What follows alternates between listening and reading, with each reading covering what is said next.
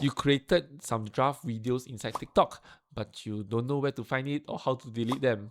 So in this video, I'm going to show you where you can find and delete your draft videos in TikTok. But before I begin, if you're new to this channel, do subscribe to this channel so that you can get more TikTok tips like this. Without further ado, let's jump straight into my phone and let me show you how you can find and delete your TikTok drafts. Let's go. First of all, open up your TikTok app. Go to the bottom right, your profile.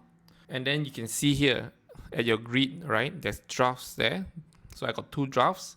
So when you click on it, this is where you see your draft. So to delete these drafts, you have to click on the select at the top right. Then you click on whichever that you wanted to delete. I want to delete these 2 videos, so I just click both of them, and then I just click delete.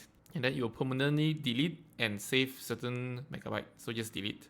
So for all the drafts, it is only saved in your phone, so you won't see it anywhere else. You won't see it in your computer or anything. It will only be the phone where the TikTok account is. So let's just click delete.